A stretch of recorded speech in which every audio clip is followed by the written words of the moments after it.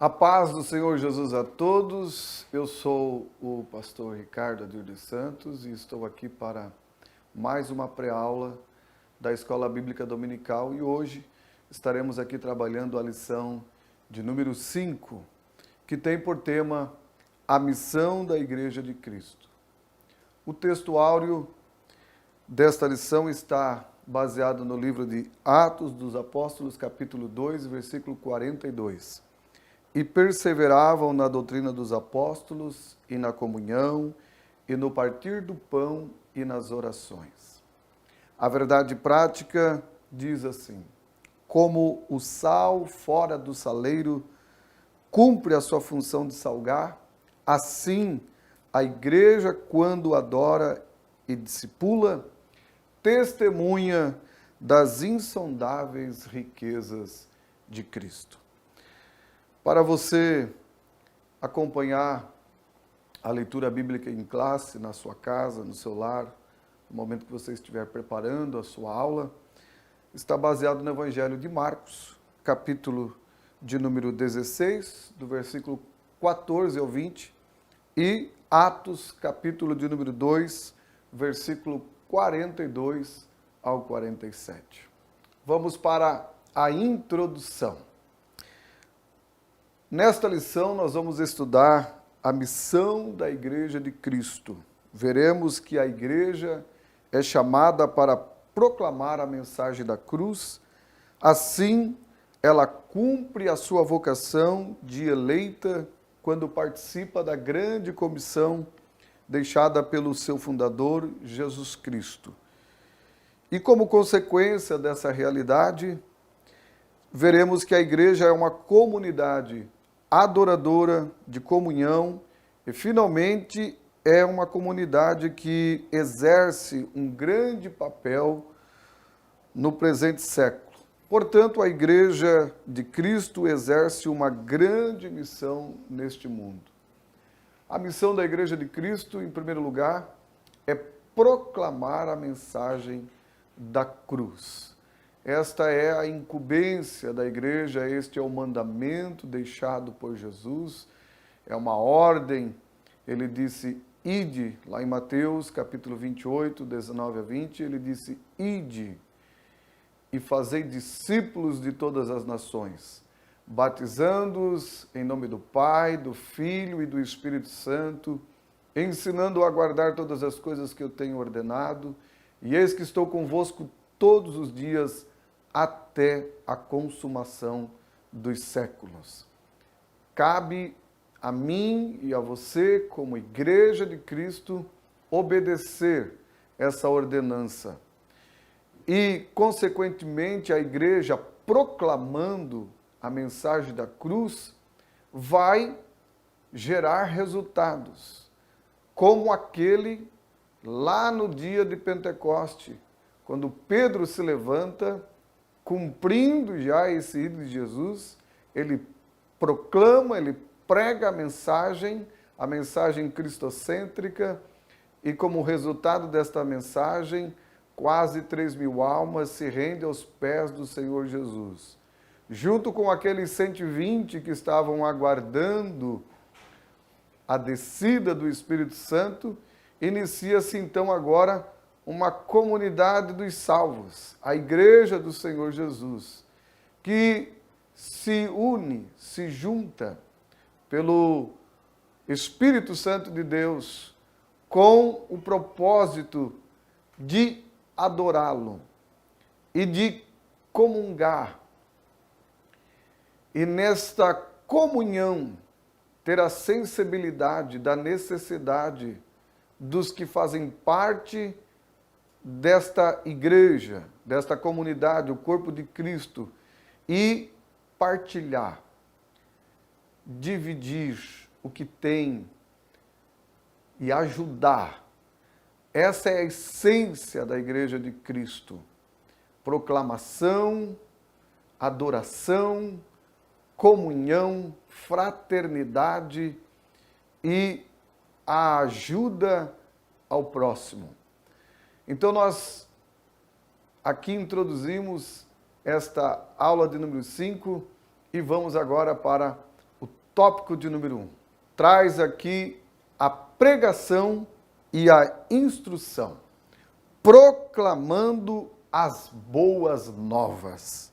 A igreja foi fundada por Cristo, está lá em Mateus capítulo 16, e o versículo de número 18, como uma instituição para abençoar o mundo.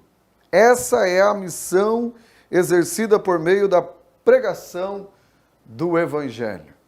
O Evangelho, ele não é um monopólio da igreja para esconder o Evangelho. Não, o Evangelho é um legado da igreja para ela proclamar. Deus confiou à igreja o Evangelho com um propósito para que entreguemos esse Evangelho aos povos e às nações. A igreja, ela precisa estar sempre pronta para cumprir a sua missão de pregar o Evangelho.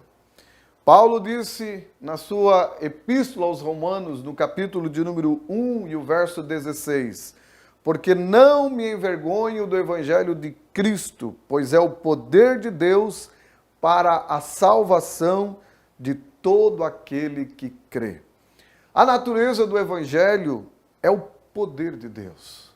O Evangelho não é uma mensagem do homem, não é uma mensagem gerada pelo homem, não é uma mensagem produzida pela igreja, não é uma mensagem que emana da terra, não é uma mensagem que tem limitação à sua natureza.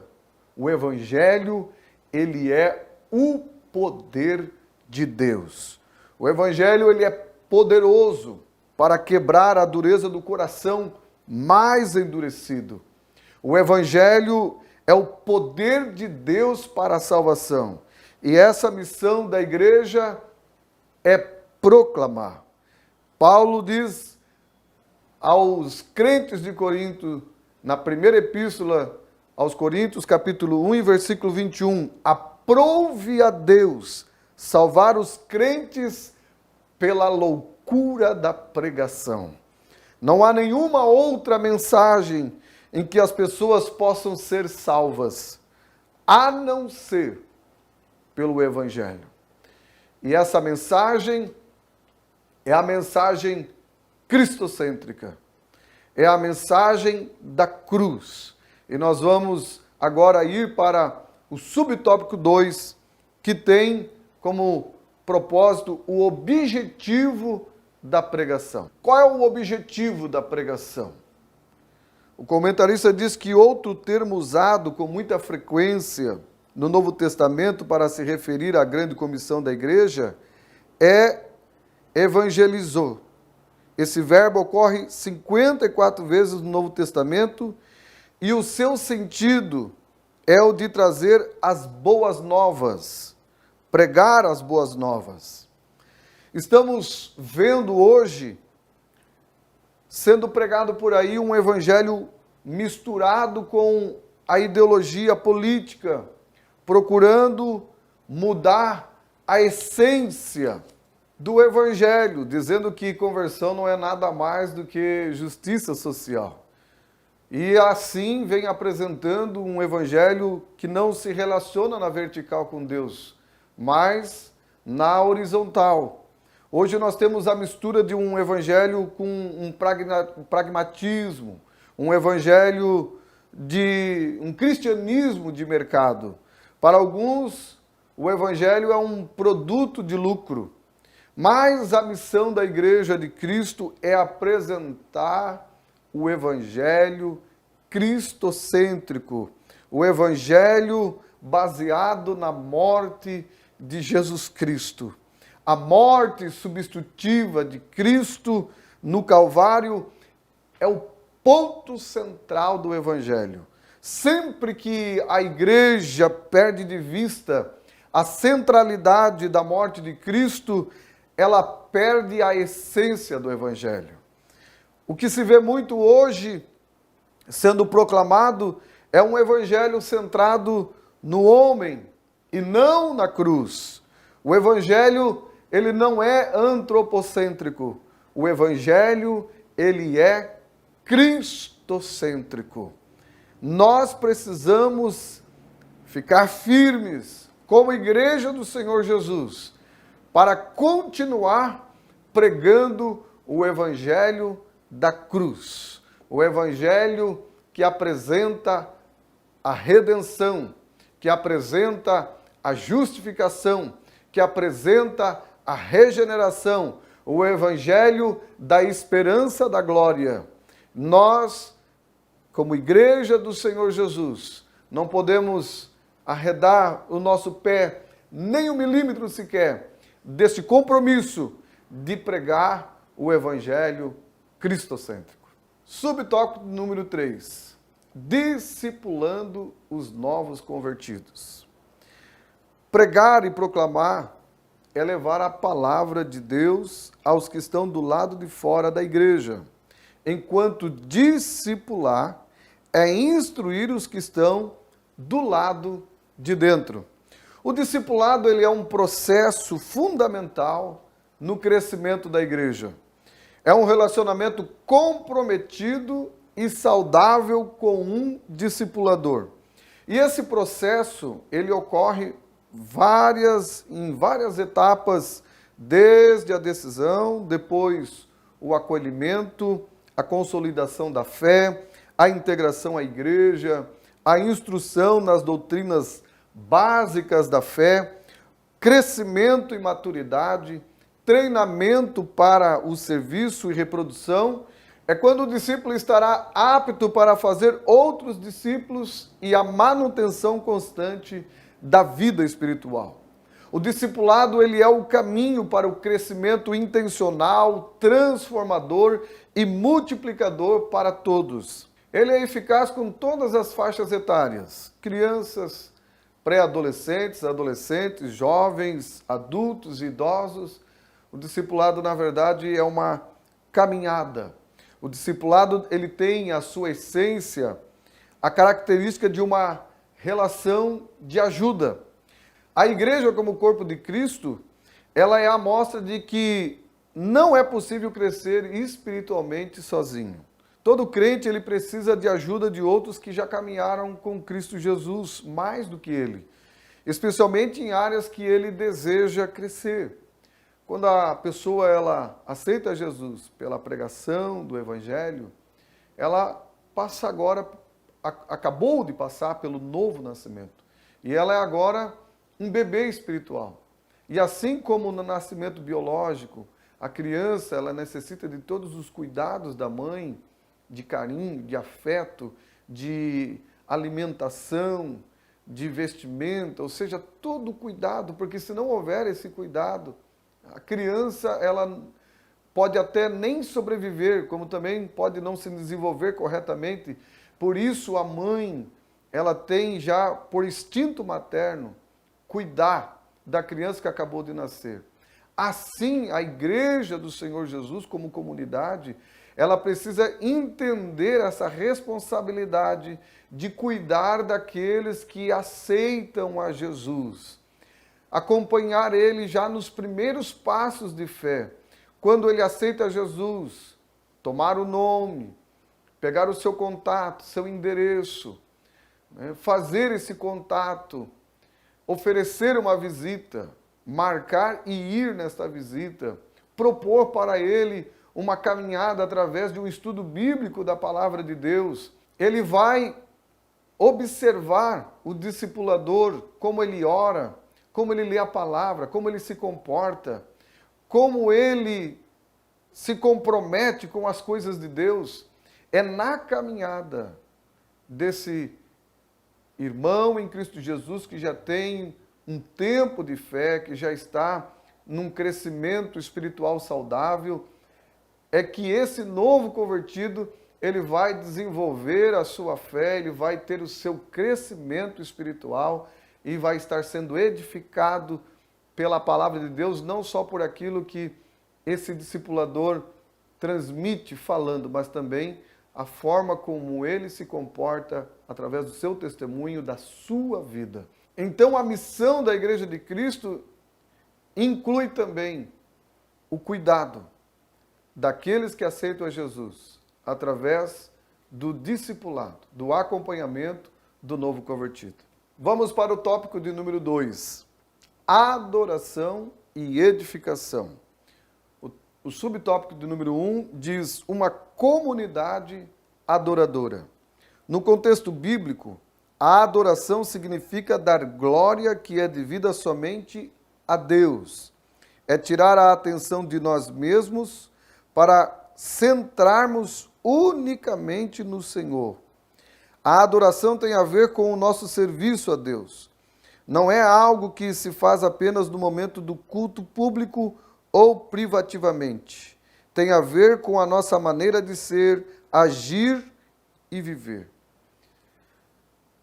Nós, como Igreja do Senhor, nós proclamamos a mensagem da cruz justamente para que os povos conheçam e adorem a Deus. Você adora a Deus por quem Ele é.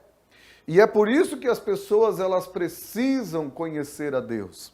E quando nós conhecemos a Deus, a gente o adora.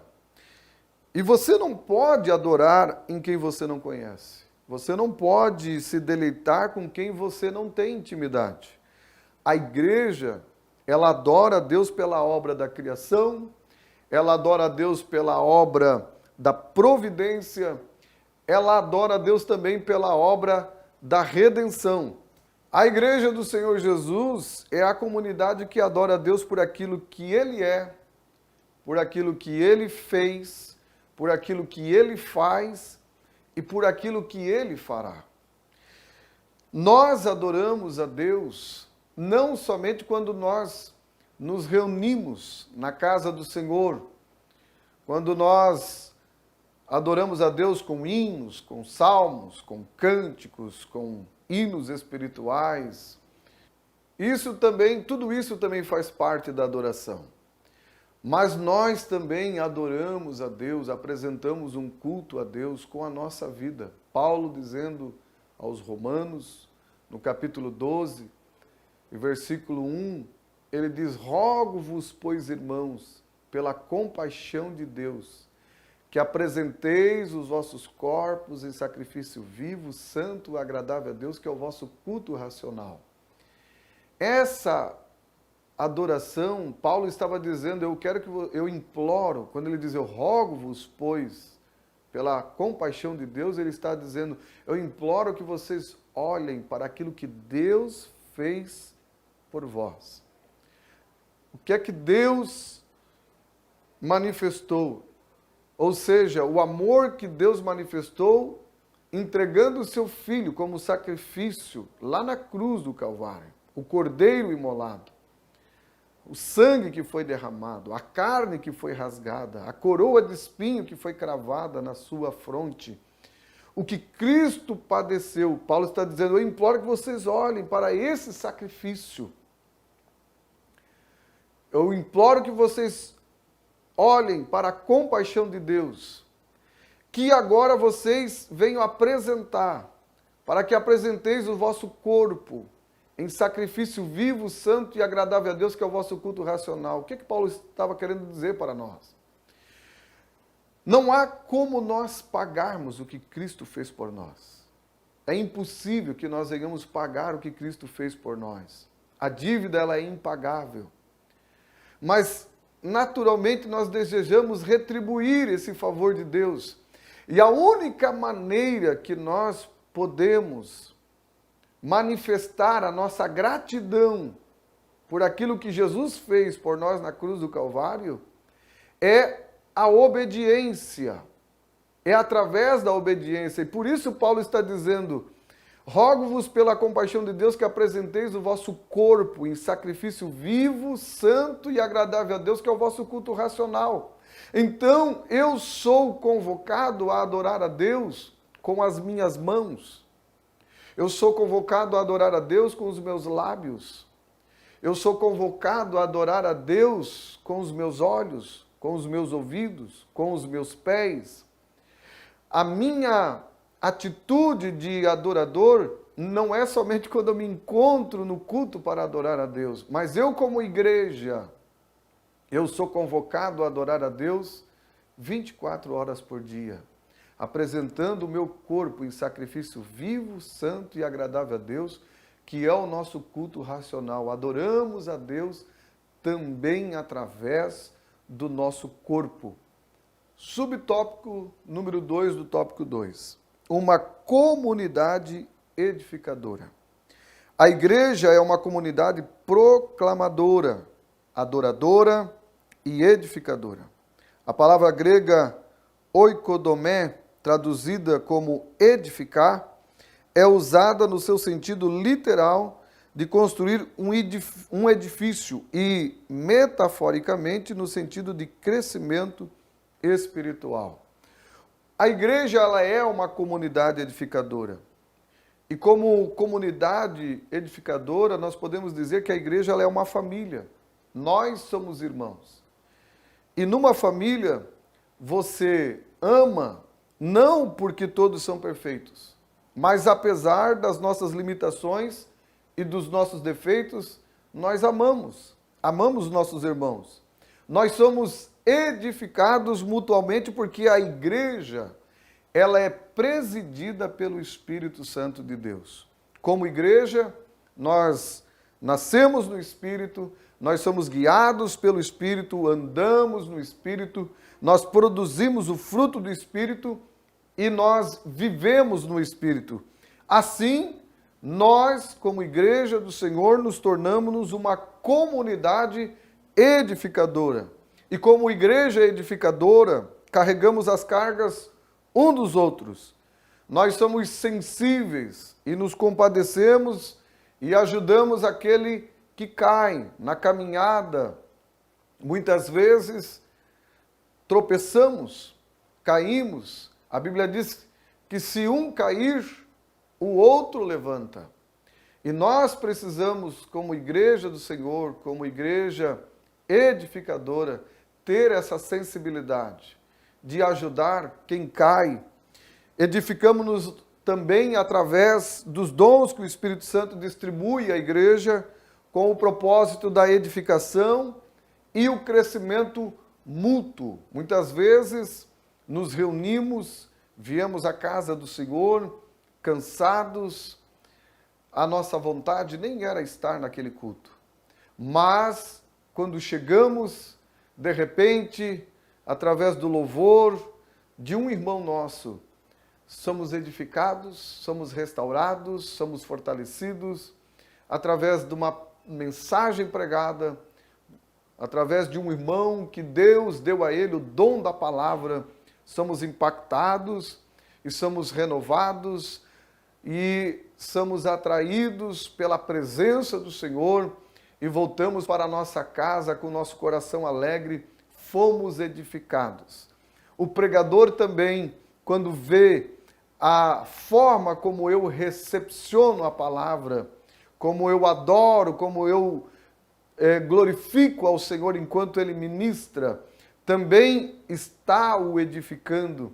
Isso é a igreja do Senhor. Isto é uma igreja edificadora. Vamos para o tópico de número 3. Comunhão e socialização. O subtópico 1 do tópico 3 vai tratar da fé na esfera fraternal. Um dos pilares da igreja primitiva estava na comunhão.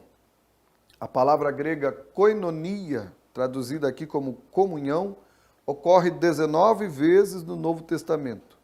E o seu sentido é literalmente de parceria, participação e comunhão espiritual.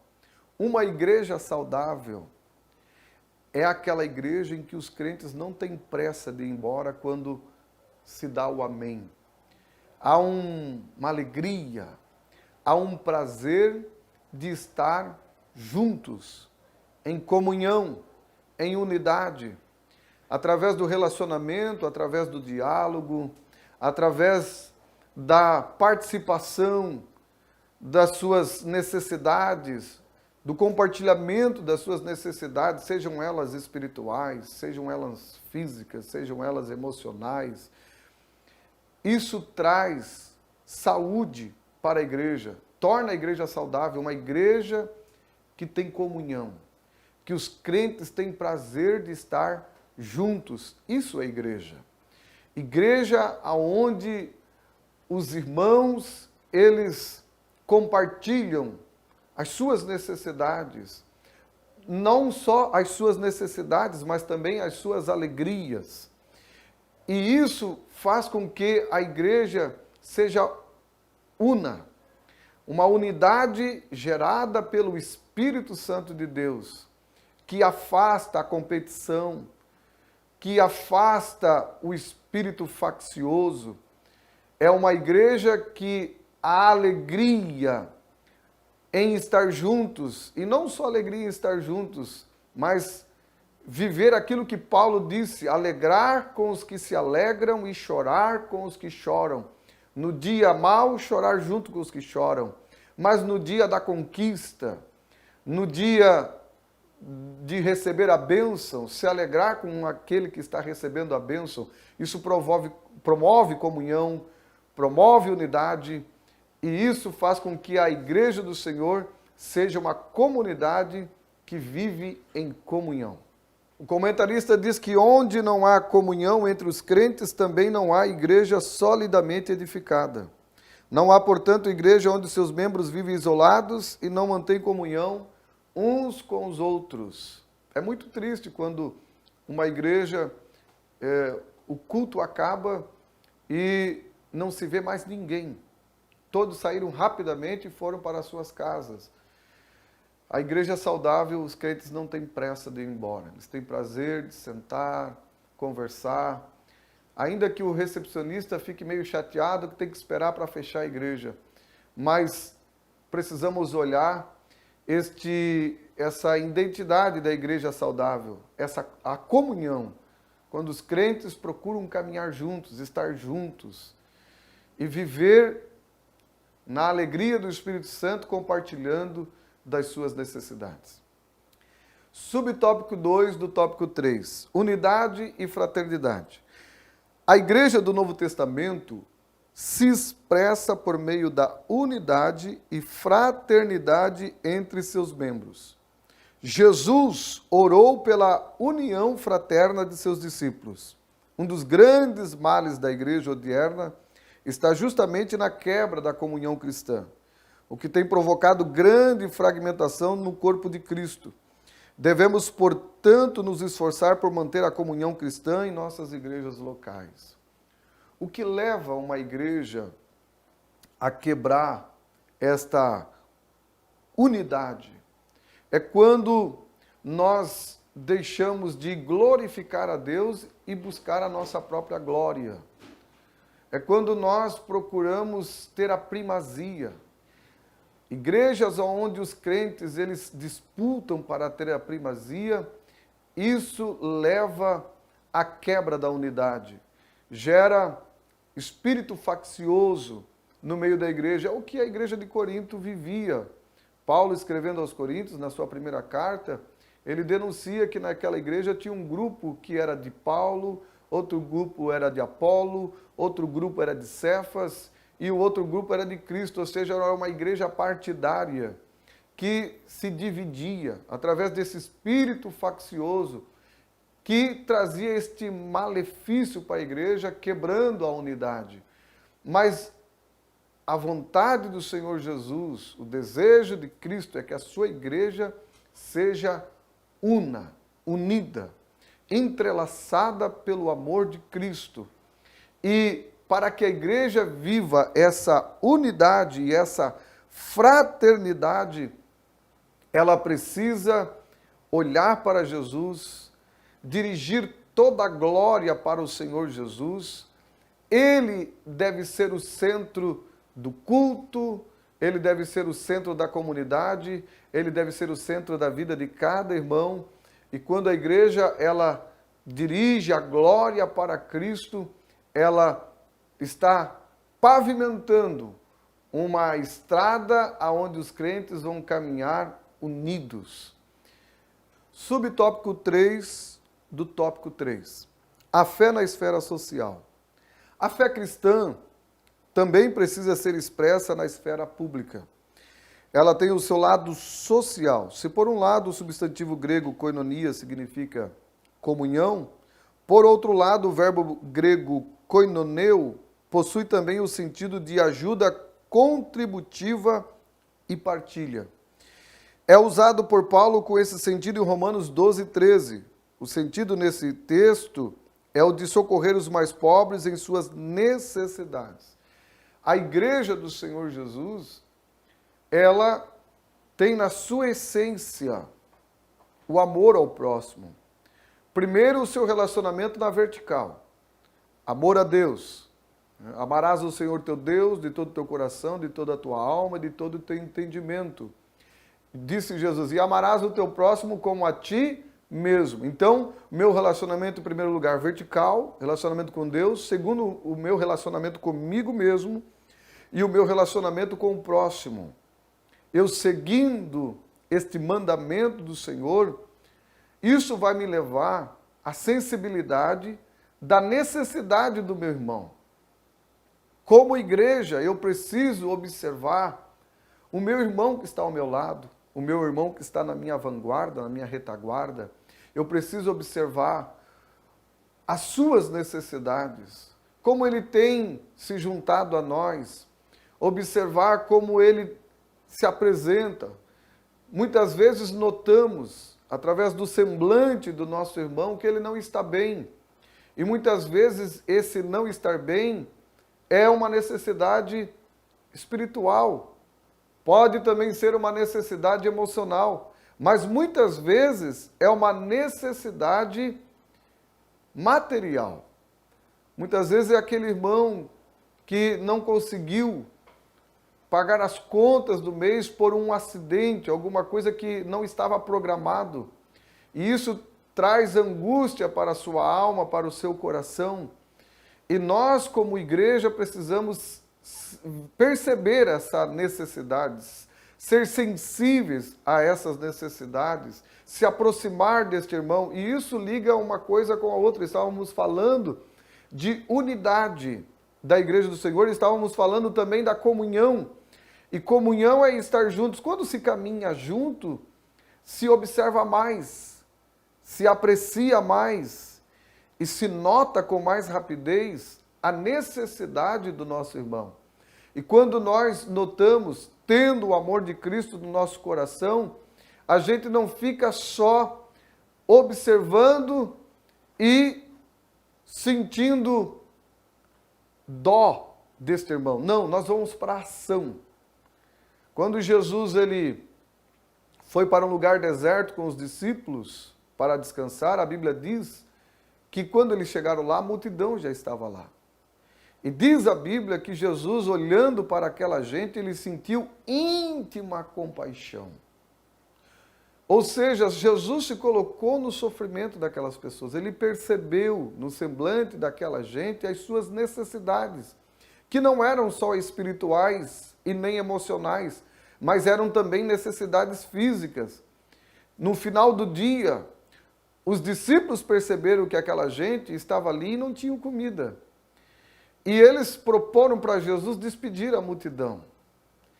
E geralmente a gente procura o caminho mais fácil, mas como igreja, quando nós sentimos compaixão, nós não vamos pelo caminho que os discípulos estavam querendo tomar, nós vamos pelo caminho que Jesus tomou.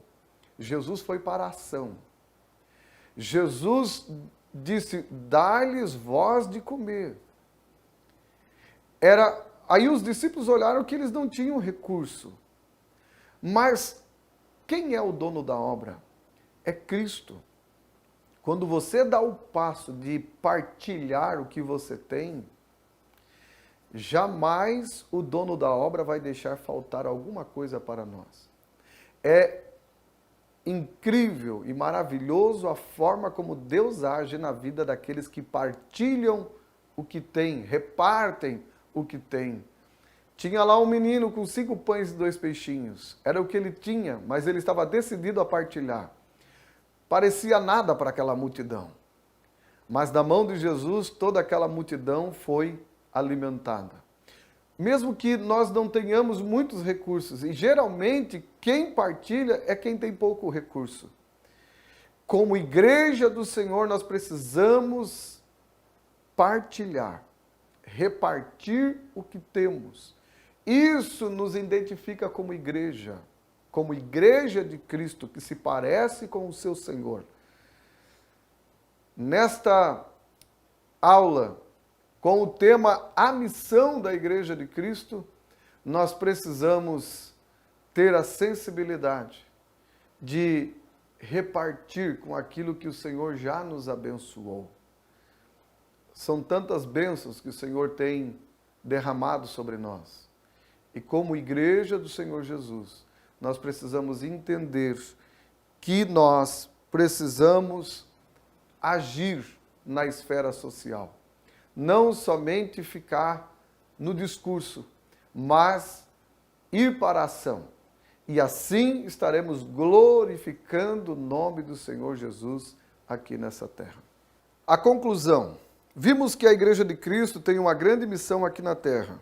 Ela foi chamada para ser sal e luz. Como sal, ela salgará o mundo com a mensagem da cruz em uma sociedade que está corrompida pelo engano do pecado. A igreja, ela tem feito a diferença nesse mundo.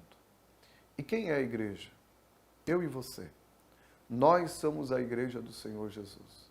E como igreja do Senhor Jesus, não podemos negligenciar a ordem de Jesus de proclamar a sua mensagem. Não podemos também nos isolar, como alguns têm feito, como essa onda que tem chegado em países e aqui no Brasil, dos desigrejados. Igreja não vive isolado. Igreja vive em comunidade, adorando junto, comungando junto e partilhando junto. Que Deus te abençoe em Cristo Jesus.